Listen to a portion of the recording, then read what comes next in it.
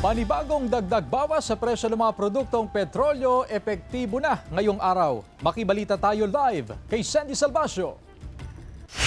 Sandy?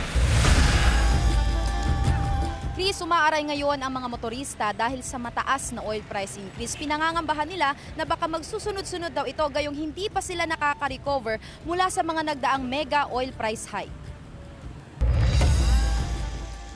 Panibagong pabigat daw sa bulsa ng mga motorista ang muling pagsirit ng presyo ng gasolina at krudo. Epektibo ngayong araw, tumaas ng 2 pesos and 82 centavos ang kada litro ng diesel habang tumaas ng piso at 21 centavos ang kada litro ng gasolina. Bumaba naman ng mahigit 2 pesos ang kada litro ng kerosene. Talagang pahirapan talaga, ma'am. Opo. Kasi ganito, tumataas ang sahod naman. Ganito rin ang hinaing ng mga tsuper ng jeep. Although maliit lang siya, 2 pesos, something 3 pesos, malaking bagay pa rin sa amin yan kasi ang talagang gusto namin nga rin, may balik doon sa level ng dating presyo.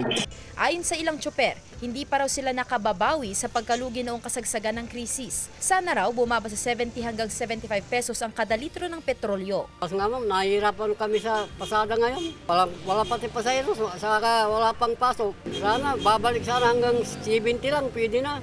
Para hindi kami mahirapan. Dagdag ng One Pangasinan Transport Federation, sana ay maaprubahan na rin ang matagal din nilang hiling na dagdag singil sa pasahe. Ang panawagan na lang natin, sana napagbigyan kami doon sa petition, doon sa taas pamatahe kahit pandang pesos. Chris, ayon sa One Pangasinan Transport Federation ay wala pa raw formal na tugon ng pamahalaan tungkol sa kanilang hiling na dagdag singil sa pasahe. Maliban dyan, inaantabayaran din nila kung kabilang ba ang mga jeepney at PUV drivers dito sa programa ng pamahalaan na 10 pesos kada litro na discount sa diesel. At hanggang ngayon ay patuloy naman tayong nakikipag-ugnayan sa LTFRB Region 1 upang makuha rin ang kanilang pahayag patungkol sa mga usaping ito. Chris? Maraming salamat, Sandy Salvacio.